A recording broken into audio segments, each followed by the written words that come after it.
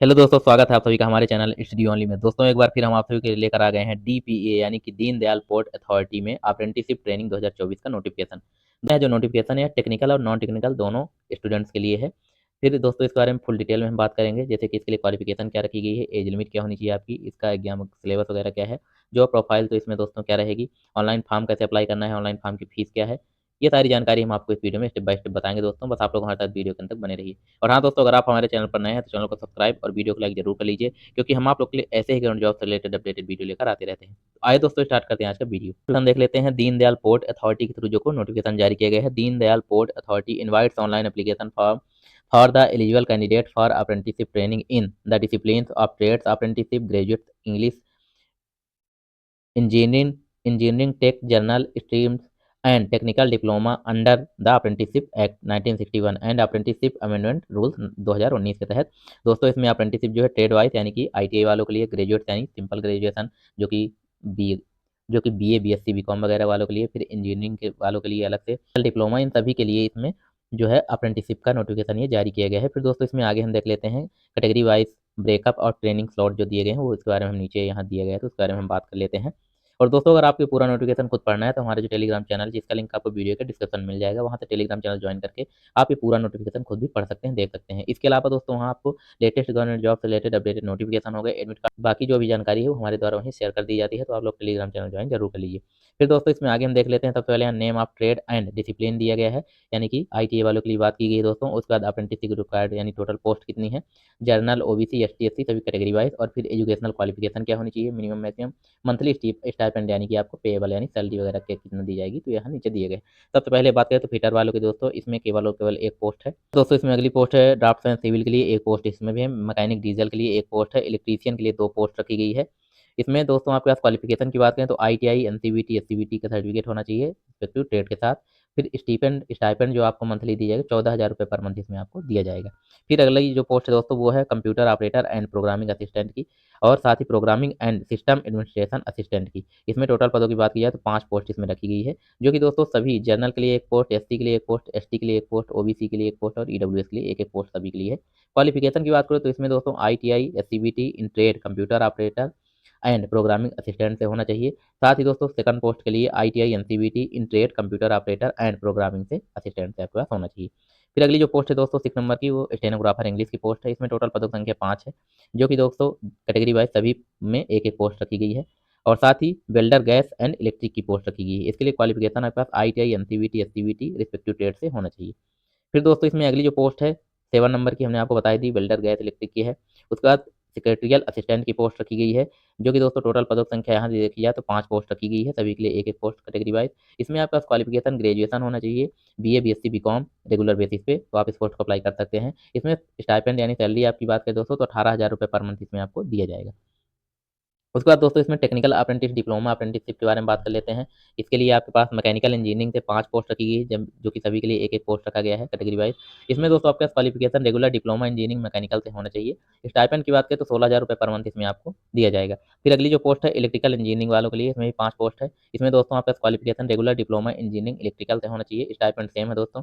फिर अगली जो पोस्ट है सिविल इंजीनियरिंग वालों के लिए, इसमें भी 5 पोस्ट है। इसमें regular in diploma engineering civil से होना चाहिए आपके पास डिप्लोमा। फिर अगली पोस्ट है electronics computer science information technology यानी आईटी और सीएस से आपके पास हो तो आप इस पोस्ट को अप्लाई कर सकते हैं। इसमें टोटल पदों की संख्या 2 रखी गई है, और दोस्तों इसमें डिप्लोमा होना चाहिए इंजीनियरिंग का इलेक्ट्रॉनिक्स कंप्यूटर साइंस से आईटी से, तो आप इस पोस्ट को अप्लाई कर पाएंगे। उसके बाद जो अगली पोस्ट रखी है दोस्तों अप्रेंटिसशिप फॉर डिग्री इंजीनियरिंग वालों के लिए है। तो इसमें आपके पास मैकेनिकल इंजीनियरिंग की बात करें तो 5 पोस्ट है, जिसमें एक एक पोस्ट सभी के लिए है। इसमें आपके पास क्वालिफिकेशन रेगुलर इंजीनियरिंग की डिग्री होनी चाहिए मैकेनिकल से। इसमें स्टाइपेंड की बात करें तो 18,000 रुपये पर मंथ आपको इसमें सैलरी दी जाएगी, स्टाइपेंड जो है। फिर अगली जो पोस्ट है इलेक्ट्रिकल इंजीनियरिंग से, इसमें दोस्तों 5 पोस्ट है। इसमें आपका क्वालिफिकेशन इलेक्ट्रिकल इंजीनियरिंग से रेगुलर बेसिस पे इंजीनियरिंग का डिग्री होनी चाहिए। फिर सिविल इंजीनियरिंग वालों के लिए दोस्तों 5 पोस्ट है। इसमें आपके पास सिविल इंजीनियरिंग से की डिग्री होनी चाहिए क्वालिफिकेशन में। फिर अगली जो पोस्ट है electronics computer science information technology से, इसमें 2 पोस्ट है इंजीनियरिंग के लिए इसमें 2 पोस्ट है दोस्तों, रेगुलर बेसिस पे इसमें इंजीनियरिंग की डिग्री होनी चाहिए, इलेक्ट्रॉनिक्स, कंप्यूटर साइंस है, तो आप इस पोस्ट को अप्लाई कर सकते हैं। स्टाइपेंड दोस्तों सभी में सेम है, 18,000 रुपए पर मंथ। फिर अगली जो पोस्ट है ग्रेजुएट्स ऑफ जनरल स्ट्रीम से, इसमें टोटल पदों की संख्या दोस्तों 15 रखी गई है। कैटेगरी के लिए 7 पोस्ट, एससी के लिए 2 पोस्ट, एसटी के लिए 1 पोस्ट, ओबीसी के लिए 4 पोस्ट और ईडब्ल्यूएस के लिए 1 पोस्ट है। इसमें क्वालिफिकेशन की बात करें तो graduation degree, BA, BCom, BCA, BSc इनमें से कुछ भी अगर आपके पास है तो आप अप्लाई कर सकते हैं। और सैलरी की बात करें तो 18,000 रुपए पर मंथ इसमें भी सैलरी दी जाएगी। फिर दोस्तों इसमें आगे जनरल कैटेगरी यूआर का फुल फॉर्म बताया गया, एससी का फुल फॉर्म, ये सारी चीज़ें यहाँ बताई गई हैं। उसके बाद दोस्तों इसमें आगे बता देते हैं कि इसमें द ड्यूरेशन ऑफ अप्रेंटिसशिप, जो आपका टाइम रहेगा ड्यूरेशन ट्रेनिंग का, तो serial number 8 will be 15 month, यानी 15 मंथ का आपका टाइम ड्यूरेशन रहेगा। Joining while rest the same will be 1 year from the date of joining, यानी जब आपकी जॉइनिंग हो जाएगी तब से 1 साल तक आपका रहेगा ट्रेनिंग पीरियड, जो आपका ये इसमें टाइम लिमिट दिया गया है तो 1 साल का रहेगा। उसका दोस्तों इसमें आगे है एज और क्वालिफिकेशन क्राइटेरिया, तो हम देख लेते हैं। The application will be considered in respect of those candidates who fulfil the following criteria, जो क्राइटेरिया दिए गए हैं तो यहाँ नीचे हम बता देते हैं। सबसे पहले एज की बात करें तो अपर एज लिमिट जो है दोस्तों वो 28 ईयर्स यानी 28 साल तक रखी जनरल कैटेगरी के लिए है। 10/12/2024 तक आपकी जो मैक्सिमम एज है 28 साल होनी चाहिए, इससे ज़्यादा नहीं होनी चाहिए। फिर दोस्तों इसमें आगे है कि ट्रेड्स डिसिप्लिन मेंशन एवं बाकी अपर एज रिलैक्सेशन जो है 5 साल एसटी/एससी के लिए और पीडब्ल्यूबीडी के लिए, और साथ ही 3 साल ओबीसी कैंडिडेट के लिए इसमें दिया जाएगा एज रिलैक्सेशन। उसके बाद इसमें 1 से 7 जो पोस्ट नंबर हैं दोस्तों, उसमें the candidate should have pass the respective trade, यानी आईटीआई होना चाहिए। 1 से जो 7 तक पोस्ट है उसमें आईटीआई आपके पास क्वालिफिकेशन हमने आपको बताई दी है। उसके बाद पोस्ट नंबर 8 की बात करें तो इसमें दोस्तों ग्रेजुएशन आपके पास होना चाहिए, BA, BSc, BCom regular basis पे। फिर अगली जो पोस्ट है 9 से 12 तक, तो candidate should have pass the final examination of diploma engineering in respective trade से आपका डिप्लोमा होना चाहिए। फिर दोस्तों आगे है फॉर द पोस्ट नंबर 13 से 16, जो पोस्ट नंबर 13 से 16 तक रखी गई है, उसमें आपका final examination of degree in engineering respective trade on regular basis, यानी इंजीनियरिंग की डिग्री होनी चाहिए। फिर आगे दोस्तों जो फॉर पोस्ट नंबर 17 है तो उसके लिए आपके पास डिग्री होनी चाहिए, बीकॉम, बीएससी, बीए, बीबीए इनमें से कुछ भी, और आफ्टर 2021 भी 2021 के बाद की आपके पास ग्रेजुएशन पास होना चाहिए। उसका दोस्तों इसमें आगे दिए गए हैं ऑल आईटीआई और all diploma engineering qualification graduation सारे जो है वो किसी भी स्टेट से रिकॉग्नाइज बोर्ड या यूनिवर्सिटीज पास है तो आप पोस्ट को अप्लाई कर सकते हैं, इसमें ये नीचे दिया गया है। उसके बाद दोस्तों इसमें सिलेक्शन क्राइटेरिया दिए गए, सिलेक्शन प्रोसेस क्या रहेगी वो हम यहाँ बता देते हैं। तो eligible candidates will be provisionally selected on merit basis, इसमें जो सिलेक्शन होगा आपका मेरिट आधार पर सिलेक्शन किया जाएगा।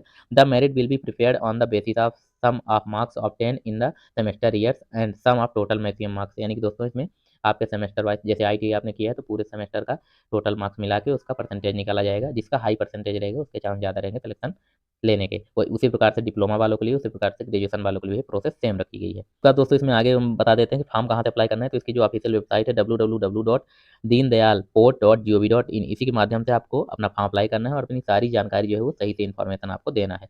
फिर दोस्तों इसमें आपको जानकारी देने के अलावा इसमें आपको स्कैन करके डॉक्यूमेंट आपको क्या क्या अपलोड करना है नीचे बताया गया है, तो वो हम आपको बता देते हैं। The merit list will be uploaded on DPA website, जो आपकी मेरिट लिस्ट बनेगी तो इसी वेबसाइट पे आपको अपलोड की जाएगी, तो आपको ये वेबसाइट चेक करते रहना है, या फिर आपको हमारे टेलीग्राम चैनल से जुड़ जाना है, तो हम आपको जैसे ही मेरिट लिस्ट जारी की जाएगी तो हमारे द्वारा वहीं टेलीग्राम चैनल पर शेयर कर दी जाएगी। फिर अब दोस्तों इसमें आगे दिया है कि selected candidates will be informed for document verification through registered email ID, यानी कि दोस्तों जो कैंडिडेट शॉर्टलिस्ट किए जाएंगे, सेलेक्ट किए जाएंगे, उनको इन्फॉर्मेशन कहाँ मिलेगी, तो उनकी ईमेल आईडी पर दी जाएगी इन्फॉर्मेशन, जो आपने रजिस्टर की होगी ईमेल आईडी फॉर्म अप्लाई करते समय। तो आपको सही से अपनी ईमेल आईडी डालना है, और आपका डॉक्यूमेंट वेरिफिकेशन होगा तब आपको एक पूरा सेट जो है वो फोटो कॉपीज, यानी जितने भी डॉक्यूमेंट हैं यहाँ एक सेट आपको फोटो कॉपी लाना है और साथ ही ओरिजिनल भी डॉक्यूमेंट लाना है। तो क्या क्या डॉक्यूमेंट आपको लाना है वो हम यहाँ बता देते हैं। सबसे पहले पासपोर्ट साइज की फोटो होनी चाहिए आपके पास 2, फिर Aadhaar card with the exact name as per ITI graduation diploma engineering degree engineering certificate, यानी आपका आधार कार्ड होना चाहिए जिसमें दोस्तों नाम जो है वो आपका सेम होना चाहिए, जो कि आपकी आईटीआई में अगर ग्रेजुएशन से है तो ग्रेजुएशन, डिप्लोमा इंजीनियरिंग में है या डिग्री इंजीनियरिंग जो भी है सर्टिफिकेट, जिस भी पोस्ट के लिए आप फॉर्म अप्लाई करते हैं उसमें आपका जो आधार कार्ड में नेम की स्पेलिंग है वो सारे स्पेलिंग मैच होनी चाहिए, सही से आपका नाम होना चाहिए। फिर अगला जो डॉक्यूमेंट दोस्तों 10th की मैट्रिकुलेशन मार्कशीट होनी चाहिए आपके पास ओरिजिनल और साथ ही एक प्रति फोटोकॉपी।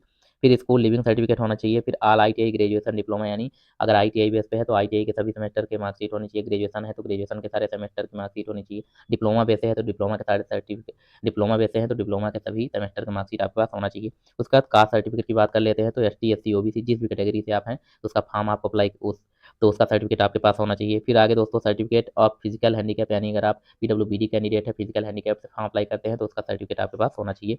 फिर प्रूफ फॉर द रिजर्वेशन डब्ल्यूआरटीएस, टीडब्ल्यूएस, पीडब्ल्यूबीडी और एक्स सर्विसमैन है तो आपके पास इसका जो सर्टिफिकेट है ये भी होना चाहिए। फिर आधार लिंक्ड बैंक अकाउंट, यानी दोस्तों आपका जो आधार कार्ड है वो बैंक से लिंक होना चाहिए, उसका स्टेट बैंक ऑफ इंडिया के थ्रू।